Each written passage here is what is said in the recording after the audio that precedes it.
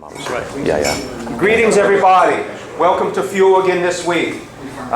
Wanted to personally bring my friend in, Jason Palmisano. Come on over here, Jason, so the camera can see you. Oh, and, I forgot about the camera. We are very pleased to have a lot of energy and excitement in today's message. Jason is currently the leader of Win Your Days ministry. I'll let him explain a little bit more about that. He is also the original founder of Trinity Fitness, which is all over the country and the world right now. Started right here in his garage. He is a man of a huge heart and many great stories, and we're going to let Jason Palmisano carry the ball today. Oh man, thanks. Wow. All right. Oh, so good to be with you. How many of you were at the recent men's breakfast at CAV? Okay, beautiful, beautiful. Here comes Patty. Yes. Tell me your first name. Yeah. Lance. I saw you out front there like doing laps. Thought he's pre-burning his lunch calories. But you're just drinking water. Yeah. Brian, thank you so much for having me. Thank you for that intro. I hope I can live up to all of that. I didn't know Trinity Fitness was worldwide. That's incredible. So we're gonna have to get one overseas somewhere, which we may in Thailand, believe it or not. There's a missionary there who came out of Trinity Fitness, Colorado Springs, and is already doing workouts, sharing Jesus through the workouts in Thailand. So maybe you knew that before I did, Brian. My goodness, yeah. So Trinity Fitness. That's what I was thinking about. Hey, how are you guys? All right. Awesome. How many of y'all are married? Yeah, most of you. Most of you were married, or maybe you dated somebody at some point. So I was standing in my kitchen, and my wife comes in, and I could see immediately. Have you ever read your wife's body language? Yeah. You know something's off right when you see, right? So her face and okay.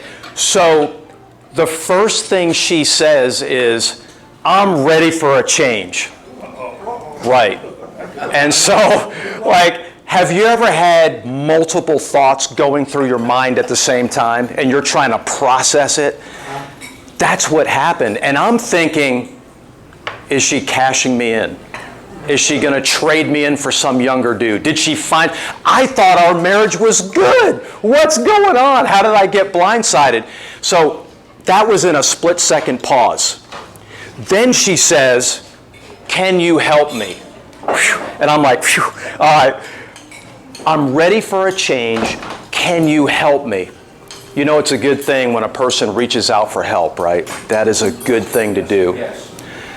So our situation in life, not quite like you, Alex. You've got 5 kids. We had 4, but we had them in 4 years.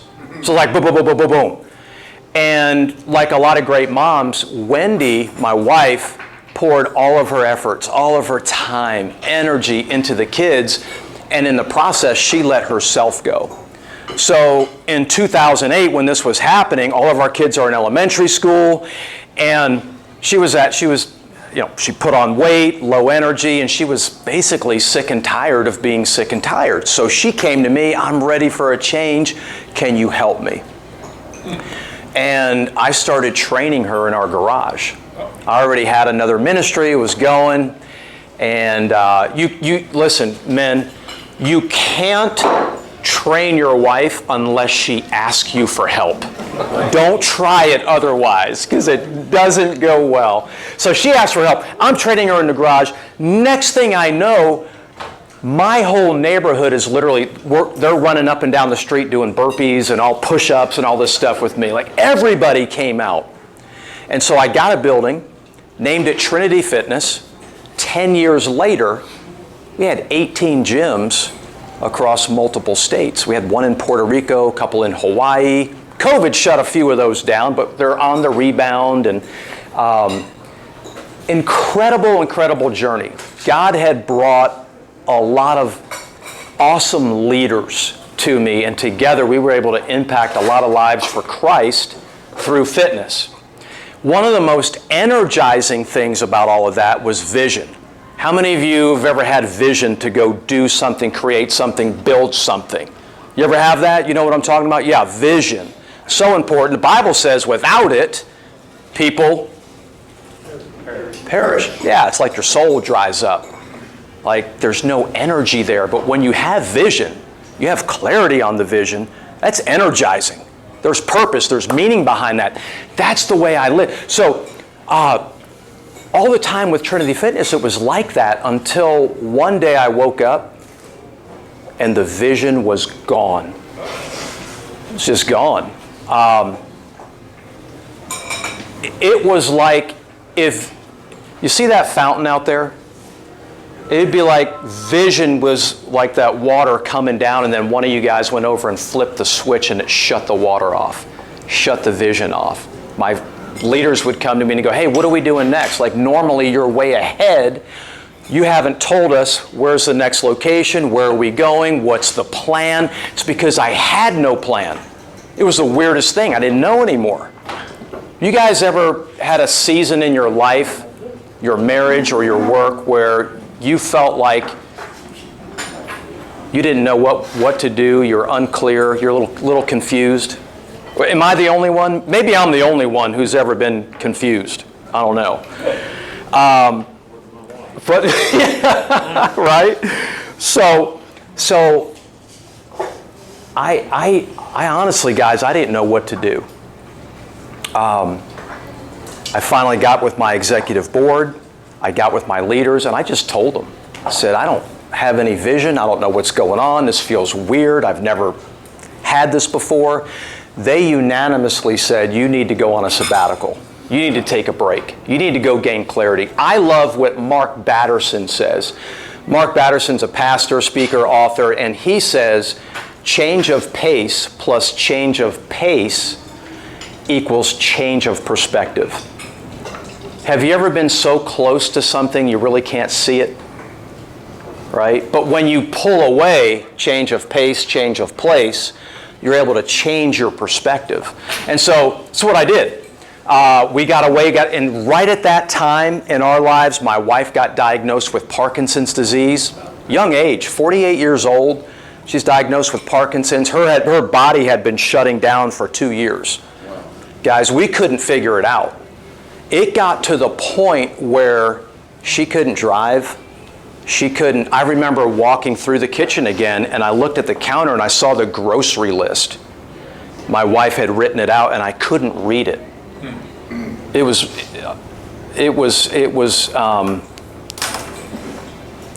It added to the confusion. It added stress. What is going on with my wife's body? I mean, the worst thing, guys, picture this. She couldn't cook or clean.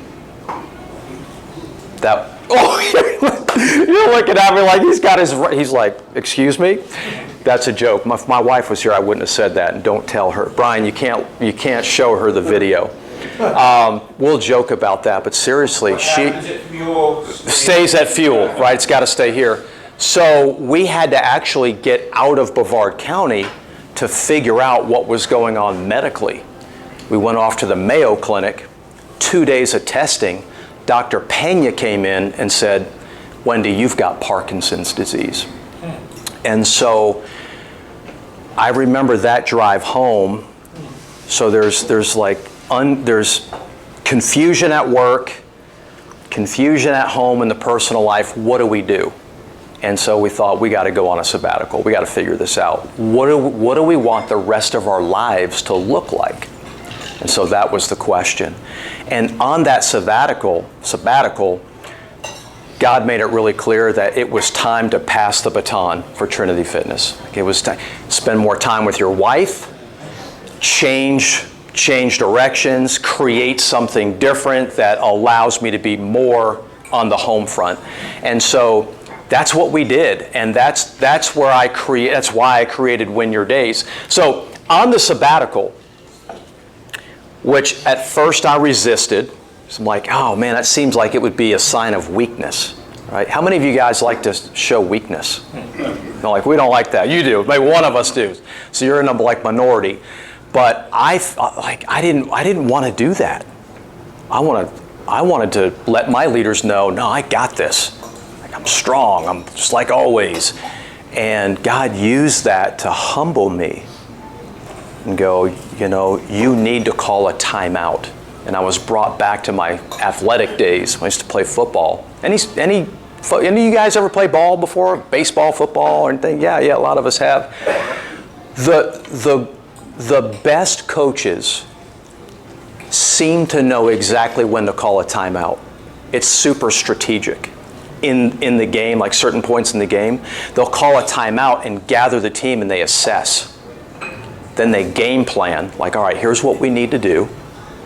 Break, go execute the game plan so that you can win the game. And that's what God taught me through that sabbatical. That system in a man's life, when a man can assess, game plan, execute so that he can go win in his marriage, in his business, in his life. Patty, can you bring 3 more of those? No, I'm just kidding. That's the system that God showed me. So a lot of times, have you ever gone on a road trip and you're like, I just want to get there? Right? No, we're not stopping. We're just going. Kids are like, Dad, can we stop? Or your wife's going like, I got to go to the bathroom. And you're just like, no, we got to get there. We got to make good time. Can you guys relate to that? Yeah. We got to make good time. Clark W. Griswold, we got to make good time. And a lot of times in a man's life, this is like, he's going through life because he's just got to be productive. He's got to make good time.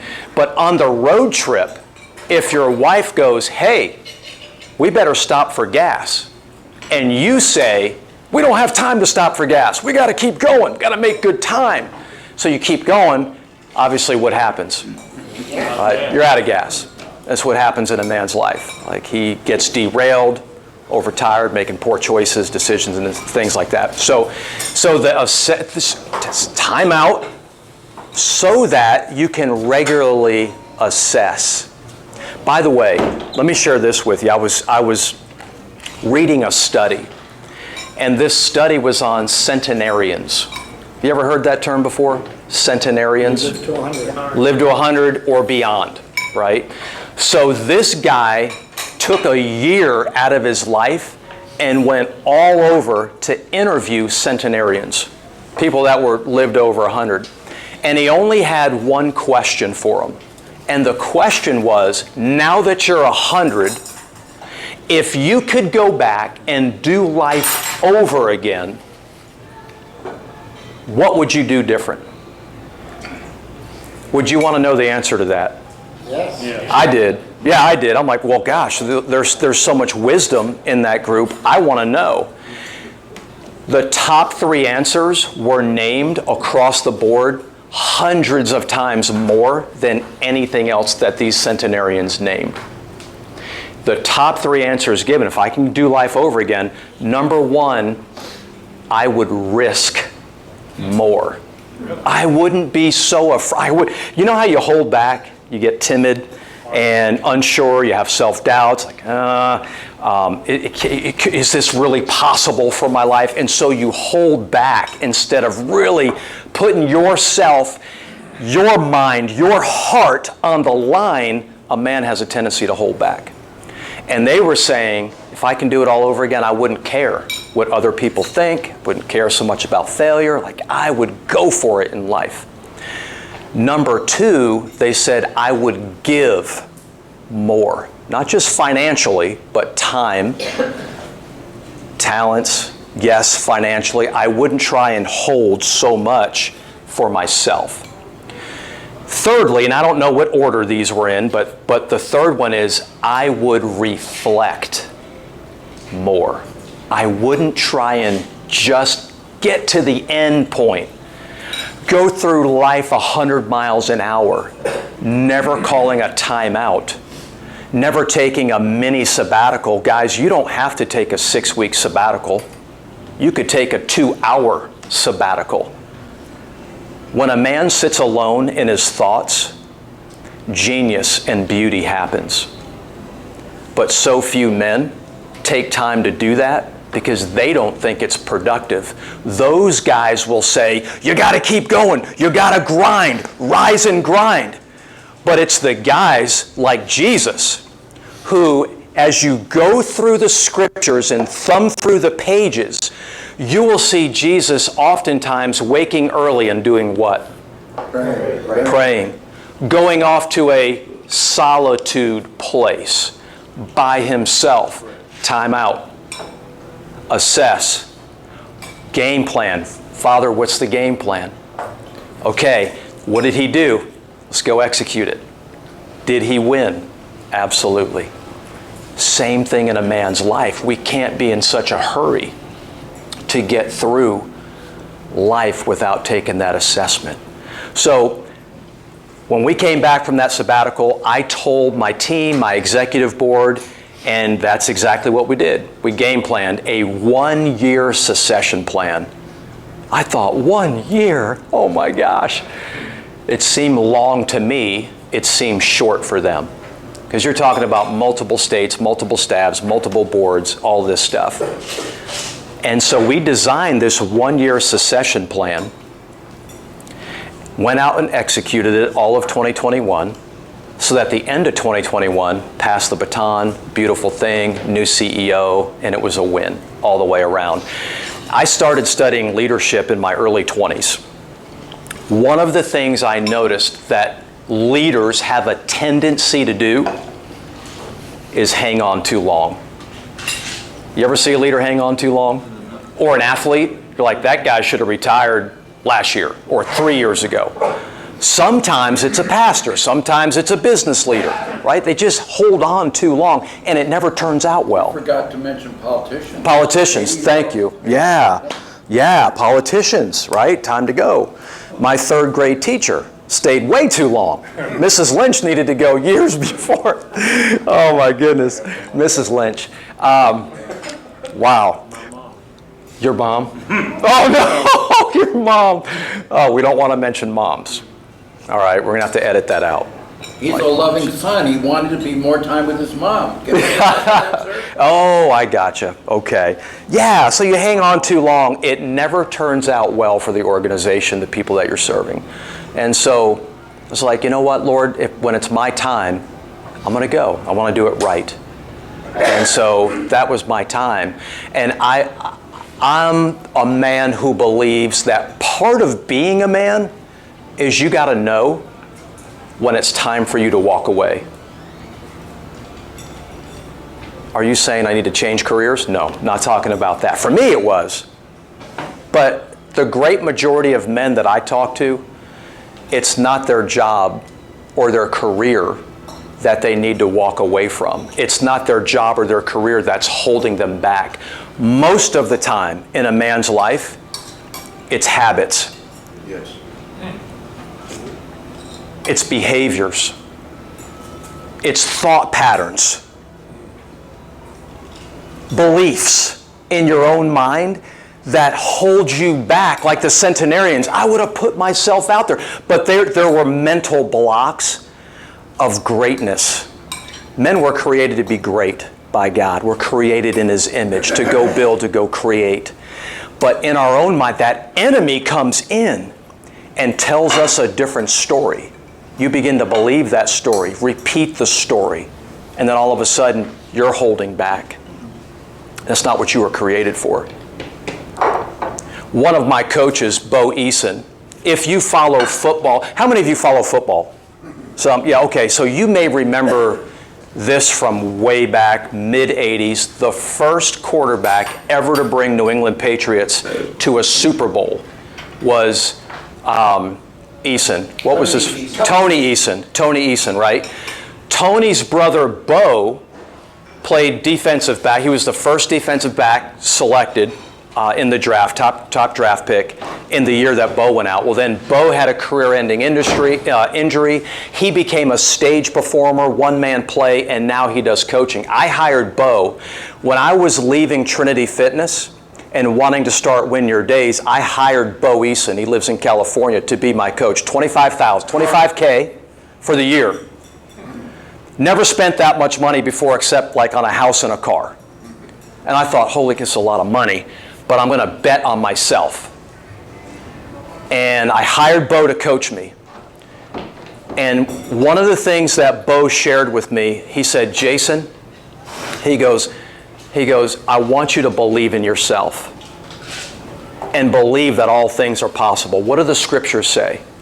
All things are possible for the one who believes. And it will be done to you according to your faith. Right? Mm-hmm. And so when our faith falters and we begin to doubt ourselves, we limit what God and the Holy Spirit can do through our lives. So Bo told me, Jason, you already won the first race you entered. And now I'm thinking, how does Bo know? You remember those old commercials, Bo knows? Bo Jackson? Wow, I never thought of that. Bo knows. So how does Bo know what my first race was? I can't even remember what my first, and that I won it. And then he goes on, listen to me, Jason. The day of your inception. How many of you remember the day of your inception? I don't remember that. How about conception? Conception, yeah. Inception, yeah, thank God we don't remember that. But Bo's like, no. Listen to me, Jason, listen to me. On that day, 300 million sperm were released. I can't share this with ladies, but fellas, are you okay with me sharing this? Are we good? We're all adults here. We're all adults, right? So he's like 300 million, and you were one of them. And all 300 million went with one goal, one purpose in mind, to go fertilize that egg. He said, Jason, do you think on that day you were doing the backstroke? Like kind of casually hemming and hawing? I said, I don't think so, Bo. He goes, no, you are flat out getting after it. You know what? So were you guys. Bo said, you got there first. You won that race. You were built for greatness. You were built to win. And so was each and every one of you guys in here. But then all of a sudden you get in life, right? You remember when you're in kindergarten, you're like, the whole world, I can do anything. And then you start getting some bumps and bruises, and here's what happens in a man's life. He faces a temporary setback and thinks it's a permanent failure. And it's not true. But the devil, who steals, kills, and destroys, John 10:10, would love to get inside of your head and heart and go, yeah, it's over for you. I told you weren't capable. I told you weren't worthy. I told you weren't good enough. And so what does a man do? A man begins to believe that and forget his greatness. You were created to be great. And so a man begins to step back and he begins to live stifled and caged and fettered. Fettered. It's kind of a weird word. Have you ever seen Shawshank Redemption? Green Mile? Like any movie where they bring prisoners out, right? And their ankles have shackles. And there's a short chain so the man can't take a full stride. Like in B, step into his greatness. Instead, the man has to walk like this. Right? A lot of men today, and I don't want it to be you, are going through life with invisible fetters because of the thoughts, because of the behaviors, because of the habits that a man can pick up in his life. And so when I say to you, a man's got to know what he needs to walk away from, a man needs to be man enough to step into change when he knows change is necessary, that's what I'm talking about. Not the job. Forget that. The world's full of those. But it's the thoughts. It's the habits. So I want to ask you a question. Before I ask you the question, I want to clarify it. I'm not asking you, what is it in your life that you need to step away from, to walk away from? Not asking that. You know what it is. Every man can tell you, just like that.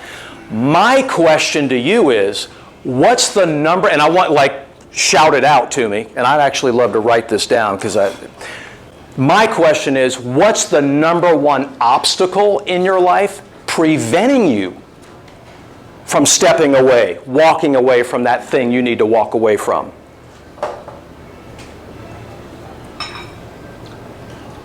Most of the time, it's probably lack of faith. Okay, but are you speaking for your life? Or are you speaking in generalities? Okay, I'm talking you. What's your name? Terry. Terry, thank you for speaking up, because that's bold right there. But I want you to think about, and by the way, I'm going to circle back to what you said, because you're spot on. I don't know if you heard Terry from back there, but he said most of the time it's a lack of faith, which he's spot on in. But I'm pressing because I'm curious to know what it is in your life. Again, not the thing, but what's the obstacle preventing you from walking away from that thing? And while he's thinking, who else has got? Brian. Fear. Freezing, paralyzing fear.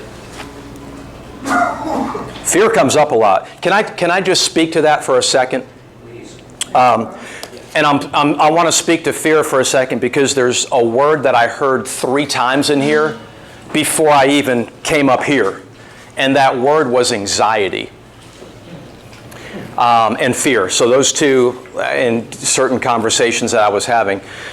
Fear, how many of you believe fear is a real thing? Yeah, right? Absolutely. But here's the thing. Fear is real when there is a clear and present danger. So, Patty's a sweet waitress. If she walked in here with a gun and started firing it off, you would have a right to be fearful. She is a clear and present danger. But most of the time, let me ask you this, are you faced with clear and present dangers in this world? No.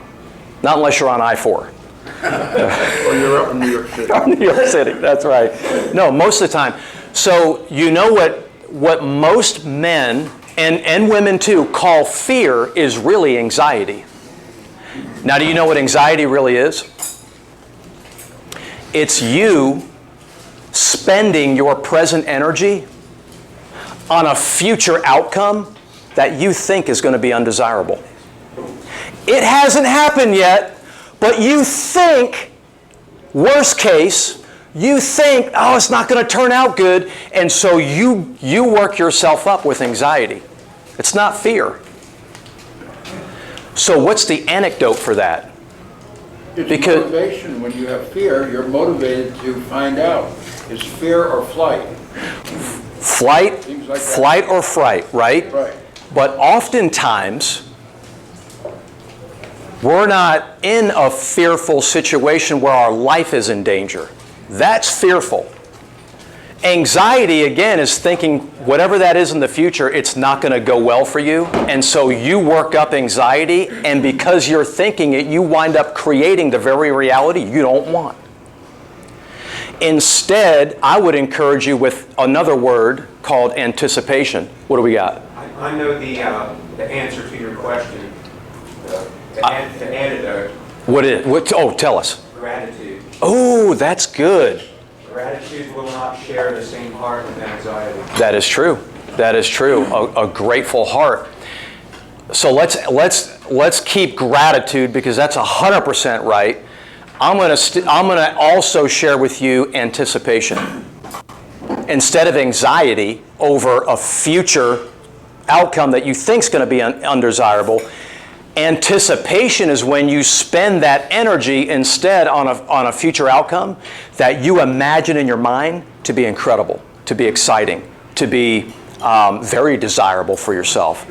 So instead of anxiety, you can have anticipation. The same thing is just flipping your thoughts around.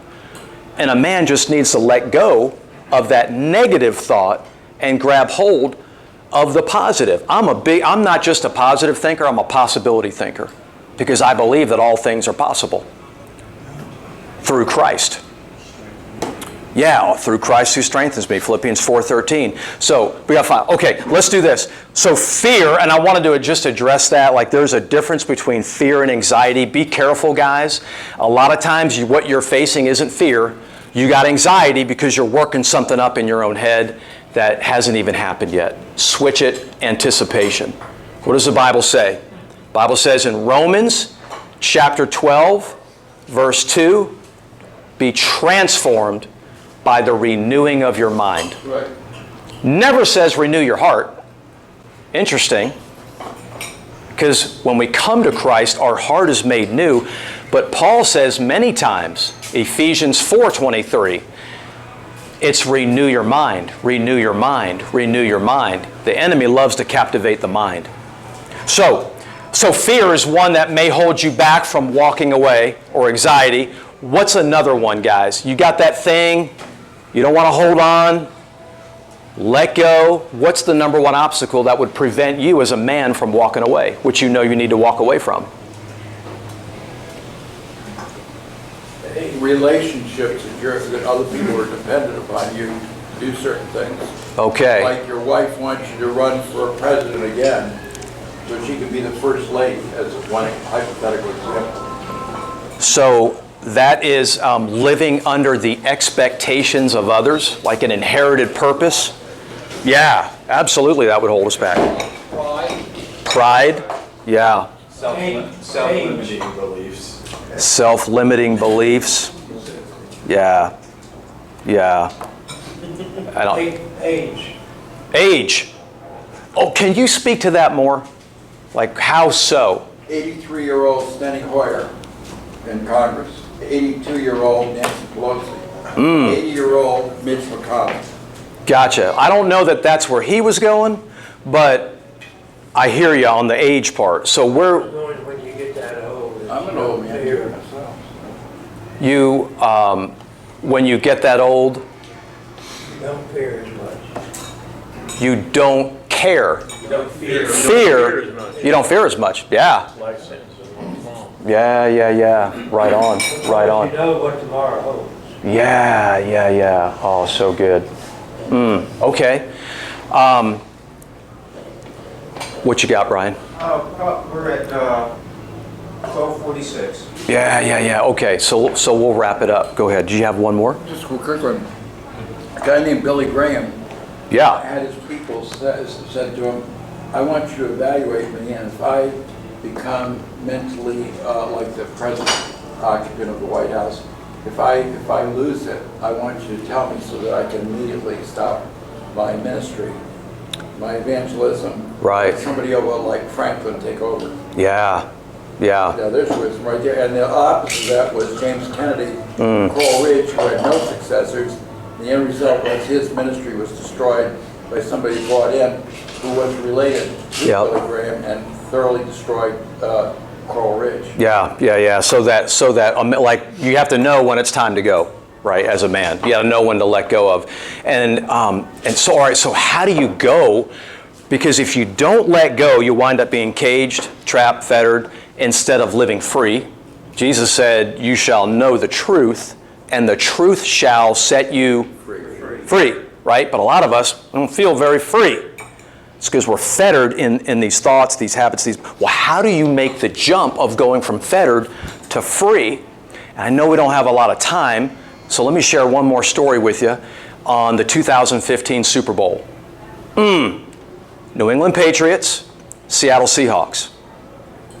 Patriots are up by 4. A minute to go in the game.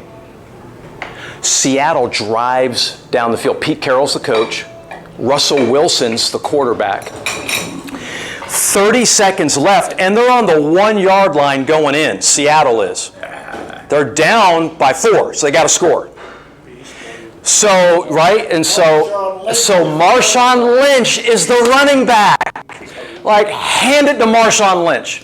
They did it all game. He's virtually unstoppable. So Russell Wilson gets the ball, and he doesn't hand it off. He drops back. 1-yard line, he's going to pass it. Throws a quick slant, and it's intercepted. Worst outcome possible. And, the fans are like, well, it's crazy. And the announcers were in shock. They couldn't even believe that was the play call. Pete Carroll, the head coach, here's what he did when that happened. Because everything was, it's done now. Intercepted. Pete Carroll does this. All right. Let's go. 2 seconds. He talks about this in an interview.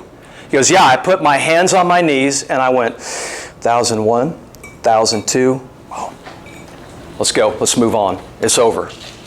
I love that because the next time the enemy's like causing a fight between my wife and I'm going to go 1,001, 1,002. All right, let's go. How could Pete Carroll do that? How could he move on so quick from something like that? He said this.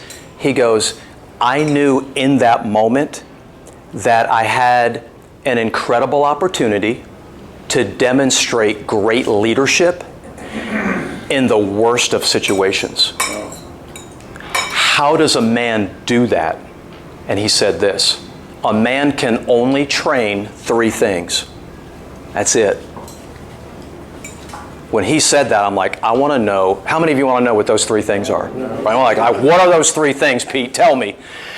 He said, number 1, you can train your body, but you can't eat pizza. I'm just kidding. He didn't say that. You guys are a tough crowd today, like we're in a pizza restaurant. No, he didn't say that. He goes, number 1, you could train your body. Number 2, you can train in your craft, like your work, your profession. You can get better. And he said, number 3, you can train your mind. Now here's the thing. Guess which one psychologists say we train the least in? The mind. It is the fastest and the one that proves the most powerful results, but a man doesn't train his mind.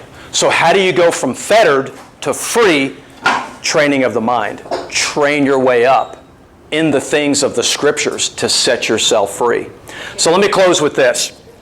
And I don't know if we'll have time anymore for questions and answers. I'll stay behind. March 4th, Saturday, March 4th, 7:30 a.m., I'm doing a virtual event on Zoom. You don't even have to leave your house. But I'm doing an event called Win Your Days Live to help men train in their minds. I'm going to teach and show you my system, assess, game plan, execute, win, and how it applies to all areas of your life. Because my passion, now that I'm no longer with Trinity Fitness, is to help men win in the game of life, love, and business.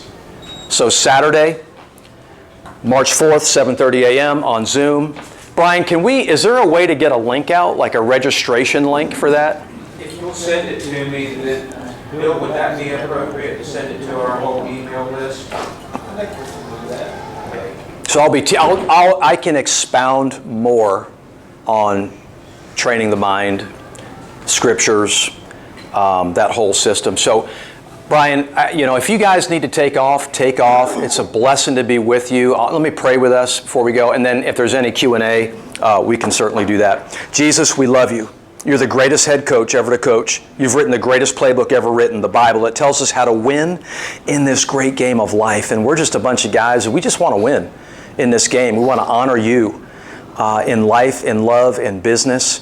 And so the rest of this day, may our thoughts, may our hearts be on you. May we sense your peace and your presence in our lives. Bless these guys as they go about their way today. In Jesus' name, amen. Amen.